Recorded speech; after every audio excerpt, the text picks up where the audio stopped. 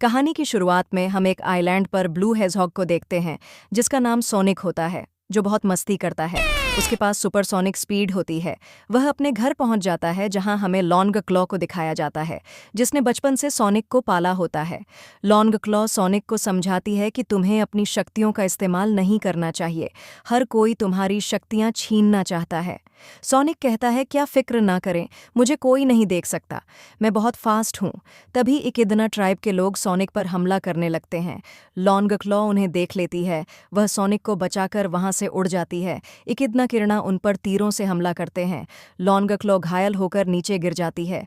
Long claw sonic को बताती है कि तुम्हारी जैसी पावर मैंने आज तक किसी के पास नहीं देखी, इसीलिए इसके छिने जाने का खतरा हमेशा बना रहेगा। तुम्हारे पास बचने का सिर्फ एक ही तरीका है, तुम्हें बचकर भागते रहना होगा। वह अपनी पॉकेट में से एक रिंग निकालकर अर्थ के लिए पोर्टल खोल देती है और बताती है कि यह जगह यूनिवर्स के दूसरे कोने में है। तुम वहां सेफ रहोगे? सोनिक कहता है कि मैं आपको छोड़कर कहीं नहीं जाऊंगा, आप ही मेरे लिए सब कुछ हो। लॉन्ग क्लॉ उसे रिंग देकर बताती है कि तुम मेरी फिक्र मत करो, अगर कभी तुम पकड़े जाओ तो इन रिंग्स का इस्तेमाल करना। सोनिक उनकी बात मानकर पोर्टल से जाने लगता है। इकिदना लॉन्ग क्लॉ पर हमला करने के लिए आने लगते हैं। सोनिक लॉन्ग क्लॉ को खतरे में देखकर उन्हें बचाने भागता है, पर वो पोर्टल खत्म हो चुका था। अब हमें 10 साल बाद ग्रीन हिल का सीन दिखाया जाता है। हम टॉम नाम के एक पुलिस ऑफिसर को देखते हैं, जो रोड पर गाड़ियों की स्पीड चेक कर रहा होता है। टॉम की लाइफ काफ़ी बोरिंग होती है। ग्रीन हिल में बहुत कम पॉपुलेशन थी, जिससे वह ज़्यादा लोगों की मदद नहीं कर पाता।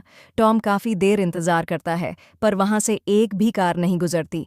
टॉम जब बाहर आकर देखता है तो उसे सोनिक का एक हेयर मिलता है, जिसे वह अपने पास रखकर वहां से निकल जाता है। तभी वहां टर्टल कार के नीचे आने वाला होता है। सोनिक उसे बचा लेता है और उसे बहुत तेज राइड करवाता है और जंगल में आकर छोड़ देता है। अब सोनिक जंगल में बनाए हुए अपने रूम में आ जाता है, जहां सोनिक ने इंसानों की बहुत सी चीजें रखी होती हैं, जिससे वह अपना टाइम पास किया करता। वह जिम करता है, कॉमिक पढ़ता है और बहुत सारी मस्ती करता है। सोनिक को यह भी पता था कि अगर वह कभी पकड़ा गया तो वह रिंग की मदद से मशरूम प्लैनेट चला जाएगा, एक ऐसी जगह जहां चारों तरफ मशरूम होंगे। पर सोनिक अभी इस बात की फिक्र नहीं करता, क्योंकि अभी वो ग्रीन हिल में बहुत खुश होता है। उसे यह टाउन बहुत अच्छा लगता है। यहाँ के लोग बहुत अच्छे थे, पर सोनिक कभी भी किसी के सामने नहीं आता।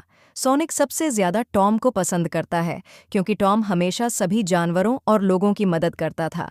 सोनिक टॉम को डोनट लॉर्ड बुलाता है, क्योंकि वह हमेशा डोनट खाया करता और उनसे बातें करता था। टॉम अपनी गर्लफ्रेंड मैडी के साथ रहता है, जो एक जानवरों की डॉक्टर है। सोनिक कभी भी टॉम और मैडी के सामने नहीं आया, लेकिन वो खुद को उनकी फैमिली का हिस्सा मानता है और उनकी हर एक्टिविटी में शामिल रहता है। रात को जब टॉम घर आता है तो मैडी से बताती है कि उसका सैन फ्रांसिस्को में प्रमोशन हो चुका है। वो दोनों बहुत खुश होते हैं। उन दोनों का ग्रीन हिल छोड़ने का मन तो नहीं कर रहा था, लेकिन टॉम ज्यादा लोगों की मदद करना चाहता है।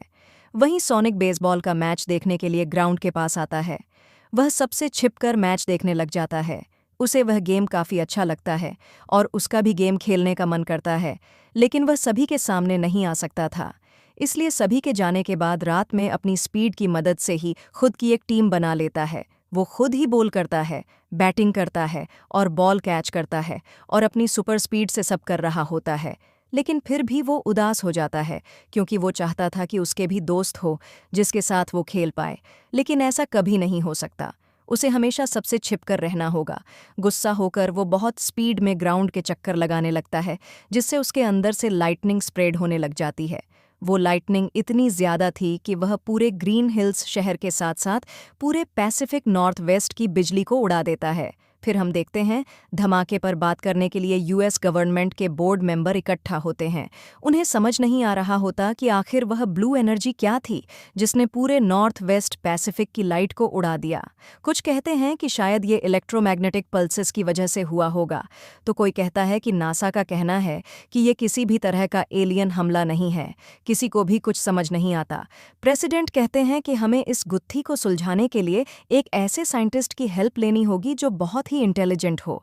सभी समझ जाते हैं कि प्रेसिडेंट उस सन की डॉक्टर रोबोटनिक की बात कर रहे हैं, जिनका ना तो काम करने का कोई लहजा है, ना ही कोई तमीज़। अब हम उस प्लेइंग ग्राउंड का सीन देखते हैं जहां आर्मी अपनी इन्वेस्टिगेशन कर रही होती है। तभी वहां डॉक्टर रोबोटनिक अपना बहुत ही एडवांस ट्रक लेकर आ जाता है। उसके पीछे उसके असिस्टेंट भी आते हैं। डॉक्टर बाहर निकलते ही आर्मी के इंचार्ज की बहुत बेइज्जती करता है। वह उसे कहता है कि हाँ, तुम्हारी कोई ज़रूरत नहीं है, तुम वहाँ साइड में खड़े हो जाओ और मेरा काम देखो। रोबोटनिक अपने ट्रक में से बहुत ही एडवांस ड्रोन्स निकालकर उनको हर डायरेक्शन में भेज देता है। ड्रोन फॉरेस्ट में पहुंचकर हर एक चीज़ को स्कैन करने लग जाते हैं। तभी वहाँ एक ड्रोन सोनिक के फुटप्रिंट स्कैन कर लेता है। रोबोटनिक उस फुटप्रिंट पर रिसर्च करने लग जाता है। तभी वहाँ एजेंट स्टोन आता है, जो रोबोटनिक का ही असिस्टेंट होता है। डॉक्टर स्टोन को बताता है कि ये फुटप्रिंट कोई आम फुटप्रिंट नहीं, ये किसी क्रिएचर का है, क्योंकि मैंने इसे अर्थ पर रहने वाले सभी जानवरों से मैच किया, लेकिन ये किसी से मैच नहीं हुआ। और डॉक्टर उस क्रिएचर को देखने के लिए बहुत एक्साइटेड हो जाता है। वो अपनी सारी सर्चिंग टीम को इस फुटप्रिंट वाली जगह पर भेज देता है। आर्मी और ड्रोन वहां आकर उस एरिया की छानबीन करने लग जाते हैं। सोनिक छिपकर यह सब देख रहा होता है। सोनिक समझ जाता है कि वे उसे पकड़ने के लिए आए हैं, इसलिए वह मशरूम प्लैनेट जाने की तैयारी करने लग जाता है। वह अपने बैग में जो कुछ समेट सकता था समेट लेता है और अपनी रिंग की मदद से जाने लगता है, लेकिन तभी उसे वहां किसी के आने की आवाज़ सुनाई देती है। इसलिए वह रिंग का इस्तेमाल नहीं करता और किसी सेफ जगह जाने का सोचता है। तभी हमें टॉम को दिखाया जाता है, जो मैडी से फ़ोन पर बात कर रहा होता है। तभी उसे बाहर डस्टबिन गिरने की आवाज़ आती है। उसे लगता है कि फिर से उसके घर में रैकून घुस आए हैं, इसलिए वो ट्रैंक्विलाइज़र गन लेकर जाता है ताकि उन्हें डरा सके। तभी हमें वहां पता चलता है कि वो रैकून नहीं बल्कि सोनिक है, जो टॉम के घर में छिपने के लिए आया होता है। वो अपनी रिंग निकालकर मशरूम प्लैनेट जाने का कहने वाला होता है कि तभी वहां टॉम जाता है। टॉम और सोनिक एक दूसरे को देखकर डर जाते हैं। गलती से वो गन चल जाती है, जिससे सोनिक बेहोश होने लग जाता है। बेहोश होने से पहले सोनिक टॉम की टी-शर्ट पर सैन फ्रांसिस्को लिखा हुआ पढ़ लेता है, जिससे वह रिंग का पोर्टल सैन फ्रांसिस्को की बिल्डिंग के ऊपर खुल जाता है और सोनिक की सारी रिंग्स उस बिल्डिंग के ऊपर गिर जाती है और सोनिक बेहोश हो जाता है। टॉम ने सोनिक को पिंजरे में बंद कर दिया था। सोनिक को जब होश आता है तो पिंजरे से बाहर आ जाता है। टॉम सोनिक को देखकर डर जाता है, क्योंकि वह इंसानों की तरह बात कर रहा होता है। टॉम को लगता है कि सोनिक उसे किडनैप करने आया है ताकि उसे अपने प्लैनेट ले जा सके। तभी वहां रोबोटनिक सोनिक के फुटप्रिंट को फॉलो करते करते टॉम के घर तक पहुंच जाता है। सोनिक उसे वहां देखकर बहुत डर जाता है।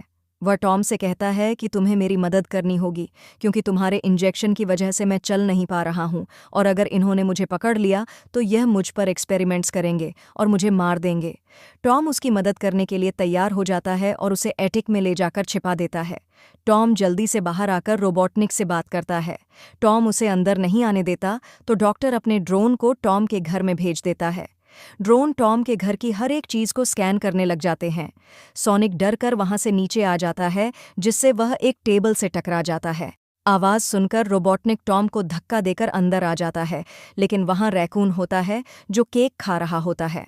डॉक्टर वहां से जाने लगता है, लेकिन तभी उसे वहां सोनिक का बाल दिखाई देता है। डॉक्टर अपनी ड्रोन गन से टॉम को डराता है और उसे पूछता है कि मुझे बता दो कि वो क्रिएचर कहाँ पर है। तभी सोनिक टॉम को मुसीबत में देखकर रोबोटनिक के सामने आ जाता है। रोबोटनिक सोनिक को देखकर डर जाता है। टॉम मौके का फायदा उठाकर उसके मुंह पर एक जोरदार पंच मारता है, जिससे वो बेहोश हो जाता है, लेकिन तभी उसका रोबोट उन पर फायर करने लगता है। टॉम और सोनिक टेबल के नीचे छिप जाते हैं, लेकिन सोनिक उस ड्रोन को डिस्ट्रॉय करने के लिए उसके ऊपर चढ़ जाता है। टॉम एक वास को उठाकर उस ड्रोन को डिस्ट्रॉय कर देता है और अब वो दोनों कार लेकर वहां से निकल जाते हैं। एजेंट स्टोन वहां आकर रोबोटनिक को होश में लाता है। डॉक्टर स्टोन पर बहुत गुस्सा करता है कि तुमने उसको रोका क्यों नहीं। फिर हमें सोनिक और टॉम को दिखाया जाता है। सोनिक टॉम को कहता है कि मैं एक हेजहॉग हूं और मैं बहुत बड़ी मुसीबत में फंस गया हूं, क्योंकि मेरी रिंग्स सैन फ्रांसिस्को के टावर के ऊपर गिर गई है और बिना रिंग के मैं मशरूम प्लैनेट नहीं जा सकता, इसलिए तुम ही मुझे सैन फ्रांसिस्को पहुंचाओ। टॉम मना करता हुआ कहता है कि तुम्हारी वजह से मैंने उस गवर्नमेंट डॉक्टर को मारा, जिससे मैं मुसीबत में पड़ चुका हूं, और वो सोनिक को नीचे उतारकर उसे खुद ही सैन फ्रांसिस्को जाने का कहता है। वो अपनी सुपरसोनिक की स्पीड में जाकर वापस आ जाता है और टॉम को बताता है कि मुझे सैन फ्रांसिस्को का रास्ता नहीं पता और यह सब तुम्हारी वजह से ही हो रहा है, तुमने ही मुझे बेहोश किया था। टॉम को भी अपनी गलती का एहसास होता है और उसे सैन फ्रांसिस्को ले जाने का डिसाइड करता है। चलते चलते उनको रात हो जाती है। वो एक जगह रुकते हैं। टॉम पे फ़ोन का इस्तेमाल करके वेड को फ़ोन लगाता है और उसे कहता है कि तुम किसी को भी मत बताना कि मैंने तुमसे बात की थी। वेड कहता है कि डॉक्टर को पता चल चुका है क्योंकि वो यहीं है। रोबोटनिक वेड के हाथ से फ़ोन ले लेता है और टॉम से कहता है कि तुमने मुझे मुक्का मारा, इसलिए मैं तुम्हें नहीं छोड़ूंगा।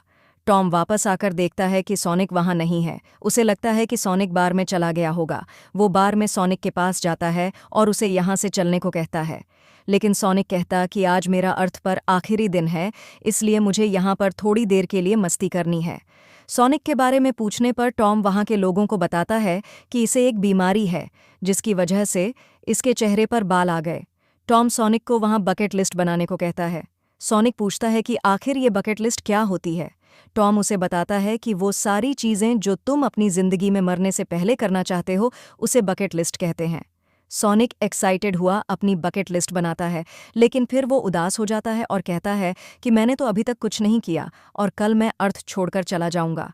टॉम भी थोड़ा इमोशनल हो जाता है और वो सोनिक को यहाँ 1 घंटे रुककर अपनी बकेट लिस्ट पूरा करने का कहता है। टॉम और सोनिक साथ में बहुत मस्ती करते हैं। सोनिक गेम खेलता है, बुल राइड करता है और मस्ती मस्ती में सोनिक अपनी बकेट लिस्ट में से बहुत सारी चीज़ें पूरी कर लेता है। पर अब वो कुछ गुंडों से पंगा ले लेता है जिससे वहाँ सभी एक दूसरे से लड़ने लग जाते हैं। एक गुंडा सोनिक को मारने लगता है, लेकिन तभी सोनिक अपनी फुल स्पीड का इस्तेमाल करता है जिससे ऐसा लगता है मानो सब कुछ फ्रीज हो गया हो। सोनिक सभी को पीटने लग जाता है और वह टॉम को भी बचाकर साइड कर देता है। सीन जब नॉर्मल होता है तो सभी गुंडे नीचे गिर जाते हैं। सोनिक और टॉम वहां से बचकर निकल जाते हैं। ज्यादा रात होने की वजह से वो एक होटल में रुकते हैं। सोनिक वहां भी बहुत मस्ती करता है, लेकिन फिर वो थक कर सो जाता है। टॉम की नज़र सोनिक के बकेट लिस्ट पर जाती है जिसमें अभी भी एक विश बची होती है जो कि मेक रियल फ्रेंड होती है, यानी कि सोनिक का अभी तक कोई भी सच्चा दोस्त नहीं होता। तभी टॉम न्यूज़ में देखता है कि रोबोटनिक ने उसे टेररिस्ट घोषित कर दिया है और पुलिस उसे ढूंढ रही है। फिर हमें रोबोटनिक और स्टोन को दिखाया जाता है जो उस बार से सोनिक और टॉम के बारे में इंफॉर्मेशन बटोर कर लेते हैं कि वो दोनों सैन फ्रांसिस्को जा रहे हैं। रोबोटनिक उन्हें रोकने के लिए अपना बहुत ही पावरफुल टैंक भेजता है। टैंक टॉम की गाड़ी पर अटैक करता है। इससे सोनिक को उस पर गुस्सा आ जाता है और उसमें से इलेक्ट्रिसिटी स्प्रेड होने लग जाती है। वो बॉल बनकर उस टैंक को तबाह कर देता है। सोनिक और टॉम बहुत खुश हो रहे होते हैं, लेकिन तभी उस टैंक में से एक मॉन्स्टर कार निकलती है और उन पर हमला करने लग जाती है। तभी सोनिक अपनी स्पीड से उस मॉन्स्टर कार पर जाता है। स्वागत नहीं करोगे आप हमारा, और उसी कार के वेपन से उसे ब्लास्ट कर देता है। लेकिन फिर उसमें से एक मिनी ड्रोन निकलता है और लेज़र की मदद से टॉम की गाड़ी की रूफ को कट कर देता है जिससे कार की रूफ टूट जाती है। सोनिक उस ड्रोन को पकड़कर तोड़ देता है, लेकिन उसमें लगा बम सोनिक के हाथ में चिपक जाता है। टॉम बम निकालने के लिए गाड़ी को साइड में लगाता है। काफी कोशिश करने के बावजूद भी बम नहीं निकलता। सोनिक पेचकस की मदद से उस बम को निकालकर पत्थर पर लगा देता है। तभी बम ब्लास्ट हो जाता है जिससे सोनिक बेहोश हो जाता है। रोबोटनिक स्टोन पर बहुत गुस्सा करता है क्योंकि सोनिक की जान बच गई थी, पर उसे स्टोन के पास में सोनिक का हेयर मिलता है जो वह टॉम के घर से लेकर आए थे। वहीं टॉम सोनिक को लेकर अपनी गर्लफ्रेंड मैडी के घर पर जाता है, जहां मैडी अपनी सिस्टर रैचल के साथ रहती थी। टॉम का डॉग सोनिक के ऊपर रखी कंबल हटा देता है। सोनिक को देखते ही रैचल बेहोश हो जाती है। वहीं डॉक्टर सोनिक के हेयर पर एक्सपेरिमेंट्स करने लग जाता है। उसे पता चलता है कि इस हेयर में बहुत ही ज़्यादा हाई वोल्टेज की इलेक्ट्रिसिटी है और वह किसी भी चीज़ को बहुत फास्ट बना सकती है। वो उस हेयर को अपनी मशीनों में लगा देता है जिससे उसकी मशीन सुपर फास्ट हो जाती है। दूसरी तरफ टॉम मैडी को कहता है कि तुम इसे कुछ भी करके होश में लाओ। मैडी कहती है कि मैं सिर्फ जानवरों को देखती हूँ, मैंने ऐसा क्रिएचर आज तक नहीं देखा। वो उसे इंसानों को होश में लाने वाला कैप्सूल देती है जिसे सोनिक होश में आते ही स्पीड में दौड़ने लग जाता है। मैडी उसे देखकर घबरा जाती है। वो टॉम से बात करने के लिए बाहर आती है। वो उससे पूछती है कि तुम इस एलियन के साथ क्या कर रहे हो। टॉम बताता है कि मैंने गलती से उसे ट्रैंक्विलाइजर गन से शूट कर दिया था, इसलिए मैं उसकी मदद कर रहा हूँ और मुझे उसे ट्रांस अमेरिका बिल्डिंग पर लेकर जाना है। सोनिक की जान खतरे में होने की वजह से मैडी मान जाती है, क्योंकि टॉम उसकी जान बचाने के लिए सब कर रहा होता है। वहीं जो सोनिक के फटे हुए जूते देखकर उसके लिए नए जूते लेकर आ जाती है, जिससे सोनिक बहुत खुश होता है। फिर वो तीनों ट्रांस अमेरिका बिल्डिंग की तरफ निकलते हैं, जहां पहुंचकर टॉम सोनिक को बैग में छिपा लेता है। फिर वो तीनों ट्रांस अमेरिका बिल्डिंग की छत पर चले जाते हैं सोनिक को, और रिंग वाला बैग मिल जाता है। अब सोनिक के जाने का टाइम आ गया था, इसलिए टॉम और सोनिक काफ़ी इमोशनल हो जाते हैं। सोनिक जाना नहीं चाहता था, लेकिन वो वहाँ रुक भी नहीं सकता, क्योंकि वो नहीं चाहता कि उसकी वजह से वो लोग मुसीबत में पड़े। सोनिक रिंग निकालकर मशरूम प्लैनेट जाने कहता है, लेकिन वो रिंग रोबोटनिक के ड्रोन से टकरा जाती है। रोबोटनिक अपने साथ बहुत सारे ड्रोन लेकर आया होता है, और उसने उन्हें चारों ओर से घेर लिया होता है। रोबोटनिक उन्हें कहता है कि अब तुम यहाँ से नहीं भाग सकते। तभी सोनिक को एक आइडिया आता है, और वो टॉम और मैडी को बिल्डिंग की छत से धक्का दे देता है। ये देखकर रोबोटनिक बहुत हैरान होता है, लेकिन फिर वो सोनिक पर अटैक कर देता है और सोनिक के हेयर वाला अल्ट्रा एनर्जी बटन दबाने लगता है। तभी सोनिक अपनी सुपर स्पीड का इस्तेमाल करके सभी मिसाइल और गोलियों के साथ खेलकर उनसे ड्रोन को ब्लास्ट करने लगता है। लेकिन तभी डॉक्टर के प्लेन का अल्ट्रा एनर्जी वाला बटन ऑन हो जाता है, जिससे उसके प्लेन में सुपरसोनिक स्पीड आ जाती है, और वो सोनिक पर अटैक कर देता है, जिससे सोनिक नीचे गिरने लग जाता है। लेकिन तभी वह एक रिंग लेकर मैडी और टॉम को ग्रीन हिल भेज देता है, और खुद पेड़ से टकराकर नीचे गिर जाता है। सोनिक अपनी स्पीड से सभी रिंग को इकट्ठा करता है। सोनिक भागने लगता है, पर जितनी स्पीड से सोनिक भाग रहा होता है, उतनी स्पीड में रोबोटनिक भी उसका पीछा कर रहा होता है। सोनिक को समझ नहीं आता कि रोबोटनिक उसकी स्पीड को कैसे मैच कर पा रहा है। सोनिक अब अपने बैग में से रिंग्स निकालता है और एक के बाद एक जगह चेंज करने लगता है। सबसे पहले वह ग्रेट वॉल ऑफ चाइना में भागने लगता है। फिर वो दोनों इजिप्ट पहुंच जाते हैं, जहां वो पिरामिड के पास भागने लगते हैं। सोनिक डॉक्टर से पीछा नहीं छुड़ा पा रहा था, इसलिए वह रेत के बाउंडर में उसे फंसा देता है। सोनिक ग्रीन हिल के लिए रिंग फेंकता है, लेकिन डॉक्टर उसे देख लेता है और उस पर फायर करता हुआ उसके पीछे आ जाता है। सोनिक घायल होकर ग्रीन हिल में जाकर गिरता है। रोबोटनिक भी उसके पीछे वहीं आ जाता है। यह देखकर टॉम और मैडी के साथ सब लोग वहां जाते हैं, और सभी लोग रोबोटनिक पर गुस्सा करने लगते हैं। टॉम उसे कहता है कि तुम्हारी वजह से सोनिक की हालत हो गई। रोबोटनिक कहता है कि यह सिर्फ एक एलियन ही तो है, इसके लिए तुम इतनी फिक्र क्यों कर रहे हो। टॉम उसे कहता है कि ये उससे बहुत ज्यादा है, इसमें तुमसे भी ज्यादा इंसानियत है, और इन सबसे बढ़कर है कि ये मेरा बेस्ट फ्रेंड है। ये बात सुनते ही सोनिक वापस होश में आ जाता है, लेकिन इस बार वो फुल पावर के साथ उठता है। उसमें से बहुत सारी लाइटनिंग स्प्रेड हो रही थी। अब उसे यह भी पता चल जाता है कि डॉक्टर का प्लेन उसके हेयर की वजह से इतनी स्पीड में चल रहा था। शायद मेरी कोई चीज़ तुम्हारे पास रह गई। वो अपनी इलेक्ट्रिसिटी की मदद से उस अल्ट्रा पावर वाले सिस्टम को क्रैश कर देता है, लेकिन फिर भी रोबोटनिक सोनिक पर हमला करने के लिए अपने सारे मिसाइल उस पर छोड़ देता है। सोनिक सुपरसोनिक स्पीड में दौड़ता है और सभी मिसाइल से बचता हुआ रोबोटनिक के प्लेन पर एक के बाद एक अटैक करता जाता है, जिससे वो प्लेन काफ़ी डैमेज हो जाता है। तभी टॉम सोनिक की एक रिंग निकालकर मशरूम प्लैनेट के लिए पोर्टल खोल देता है। सोनिक अपनी स्पिन पावर से रोबोटनिक को प्लेन के साथ ही मशरूम प्लैनेट भेज देता है, जिससे सभी बहुत खुश होते हैं। टॉम सोनिक को कहता है कि तुमने कर दिखाया। सोनिक कहता है कि यह सब हमने मिलकर किया है। अब सभी वापस अपनी नॉर्मल लाइफ जीने लग जाते हैं। टॉम अब सैन फ्रांसिस्को नहीं जाता, वो ग्रीन हिल में मैडी के साथ वहीं रहने लग जाता है। वो अपने घर को रिनोवेट कर रहे होते हैं। तभी वहाँ प्रेसिडेंट टॉम को थैंक्स कहने के लिए आते हैं। वो कहते हैं कि तुमने एलियन के बारे में किसी को नहीं बताया, और साथ ही टॉम को कुछ पैसे भी देते हैं। प्रेसिडेंट टॉम से कहता है कि क्या तुम मुझे उस एलियन से मिलवा सकते हो। मैं सच कह रहा हूँ, मैं किसी को कुछ नहीं बताऊंगा। टॉम कहता है कि अब मैं उससे नहीं मिलता, और वो यहाँ से चला गया है। फिर टॉम दरवाज़ा बंद कर देता है, लेकिन सोनिक उनके साथ ही होता है। टॉम सोनिक को गिफ्ट के तौर पर एटिक में उसके लिए घर बना देता है, और उसकी पुरानी हर चीज़ अपने रूम पर लगा देता है। सोनिक बहुत इमोशनल हो जाता है, और साथ ही बहुत खुश भी होता है, क्योंकि उसे अपनी फैमिली और दोस्त मिल गए थे। अब हम एक दो पूंछ वाले फॉक्स को देखते हैं, जिसका नाम टेल्स होता है, और वो यहाँ ग्रीन हिल में सोनिक को ढूंढने आया था। पार्ट 2 देखना चाहते हो तो कमेंट करें। Thanks for watching.